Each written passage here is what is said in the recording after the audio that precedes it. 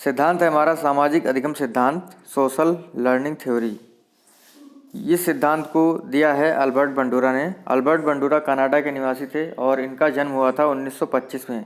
ठीक है, इन्होंने सामाजिक अधिगम का सिद्धांत सिद्ध करने के लिए जो है प्रयोग किया था जीवित जोकर और बारबी डॉल पर। यह सिद्धांत इन्होंने 1977 में दिया था। 1977 में जो है सोशल लर्निंग थ्योरी दी थी अल्बर्ट बंडूरा ने। अपने सिद्धांत को सिद्ध करने के लिए इन्होंने प्रयोग किया था। उस प्रयोग के बारे में हम लोग अब जानेंगे। देखिए, मैंने आपको बताया है कि जो प्रयोग किया था इन्होंने किया था जीवित जोकर और बारबी डॉल पर। प्रयोग जानने से पहले हम लोग जान लेते हैं कि सामाजिक अधिगम सिद्धांत है क्या। देखिए, जो बंडूरा जी थे उन्होंने बताया है कि जो बालक होता है, जो बच्चा होता है, वो समाज में जो भी प्रतिक्रियाएं, जो भी काम हो रहे होते हैं उनके माध्यम से सीखता है। मान लीजिए हमारे परिवार में कोई भी बच्चा है और हम उसके सामने जैसा व्यवहार करेंगे वैसा ही वो व्यवहार वह सीख लेगा। मान लीजिए हम किसी से अच्छे से बात करते हैं तो वो अच्छा बोलना सीख जाएगा। किसी से लड़ाई झगड़ा करते हैं, गाली गलौज करते हैं तो वो गाली गलौज देना सीख जाएगा। तो बंडूरा ने बताया कि बालक जो होता है वो समाज में जिस प्रकार का व्यवहार हो रहा होता है उसी प्रकार का व्यवहार वो सीखता है। ठीक है, तो ये सिद्ध करने के लिए कि समाज में जो कुछ भी हो रहा है उसको देखकर जो है बालक सीखता है, इन्होंने प्रयोग किया था। ठीक है, अब जानते हैं इनके प्रयोग के बारे में। देखिए, इन्होंने ये देखिए बच्चे हैं, ये अलग अलग बच्चे हैं। ठीक है, इनका ग्रुप है, 3 ग्रुप थे और 3 ग्रुप में अलग अलग बच्चे थे और इनके सामने जो है अलग अलग वीडियो चलाए जाते हैं। देखिए, और क्या होता है आगे जानते हैं। देखिए, पहले वीडियो में एक आदमी होता है वो बारबी डॉल को मारता है। दूसरे वीडियो में एक आदमी होता है वो बारबी डॉल के साथ अच्छा व्यवहार करता है। तीसरे वीडियो में जो आदमी होता है वो बारबी डॉल के साथ कोई भी प्रतिक्रिया नहीं करता है, ना ही उसे मारता है और ना ही उसके साथ अच्छा व्यवहार करता है। तो पहला वीडियो चलाया गया इन बच्चों के सामने। इस वीडियो में जो है जो आदमी होता है वो बारबी डॉल को मारता है। ठीक है, फिर दूसरा वीडियो जो चलाया गया है इन बच्चों के सामने, इसमें जो आदमी होता है वो बारबी डॉल के साथ अच्छा व्यवहार करता है।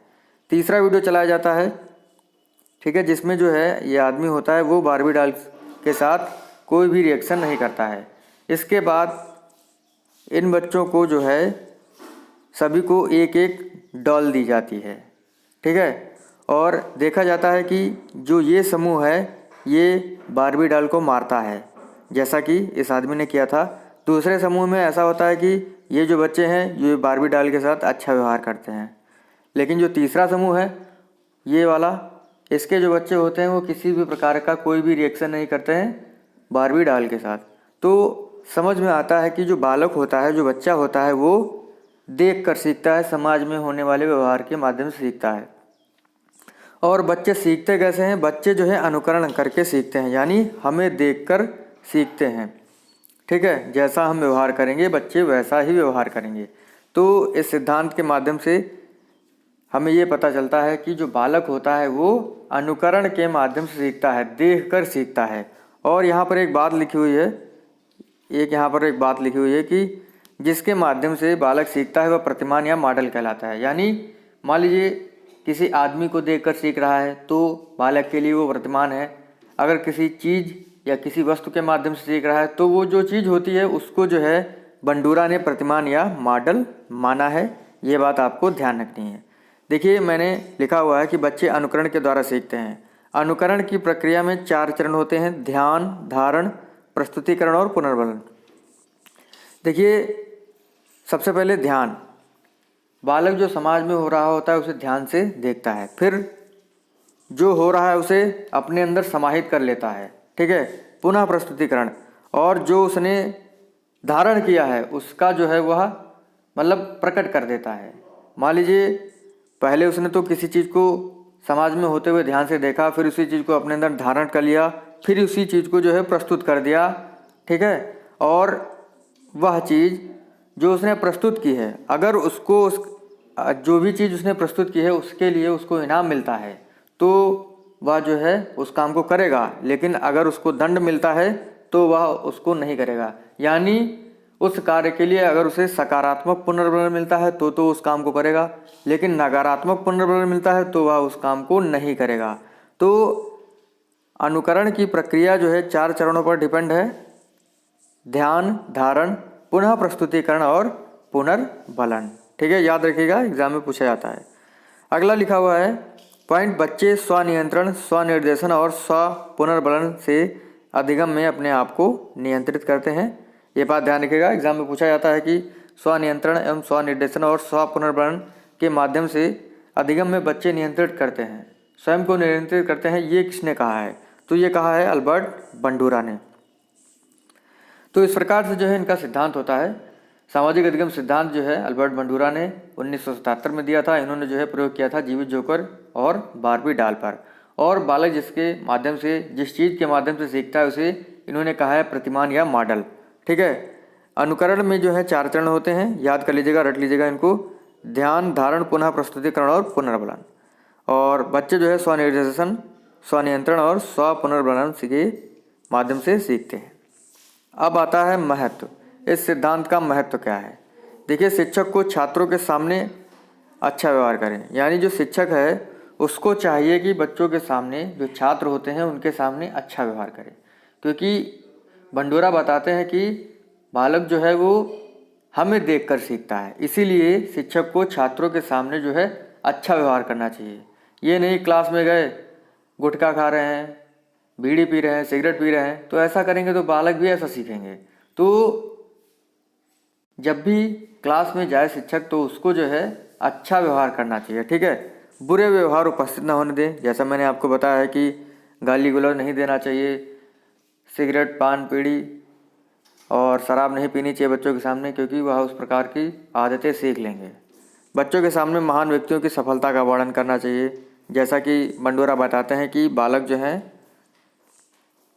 अनुकरण करके सीखते हैं, समाज में हो रहे व्यवहार को सीखते हैं। इसीलिए जो है बच्चों के सामने अच्छे अच्छे महान व्यक्तित्व के बारे में उनको बताना चाहिए, जिससे कि वह उसी प्रकार बनना चाहें।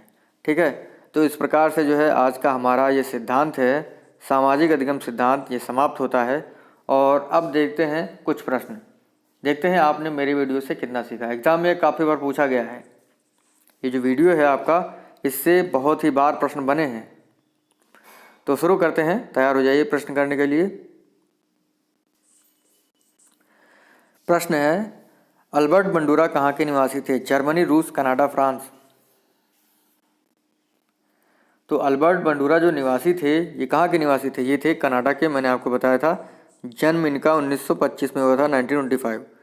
अनुकरण की प्रक्रिया के चरण हैं 2, 4, 3, 5। अनुकरण की प्रक्रिया के चरण हैं,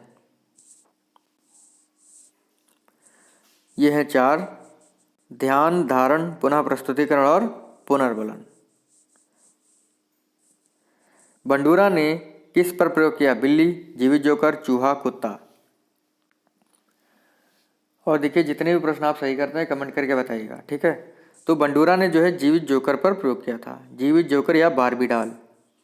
बंडूरा ने अपना सिद्धांत कब दिया? 1980, 1972, 1977, 1976। तो बंडूरा ने जो अपना सिद्धांत दिया था, ये दिया था 1977 में, यानी 1977 में। और हमारा लास्ट प्रश्न है इस वीडियो का, जिस चीज़ के माध्यम से बालक सीखता है वह चीज़ कहलाती है चीज़, मॉडल, आदमी या कोई नहीं। ये चीज़ बहुत ही महत्वपूर्ण, एग्जाम में ये पूछा गया है कि अल्बर्ट बंडूरा के सिद्धांत में बालक जिसके माध्यम से सीखता है तो उसका नाम अल्बर्ट ने क्या दिया था? तो ये दिए थे मॉडल, यानी बालक जिसके माध्यम से सीखता है अल्बर्ट बंडूरा ने उसे क्या कहा है? मॉडल या प्रतिमान। तो आशा है आपको जो है वीडियो अच्छा लगा होगा, शायद आपको समझ में ही आया होगा। कमेंट करके जरूर बताइएगा कि आपने 5 प्रश्नों में कितना सीखा। Thank you friends.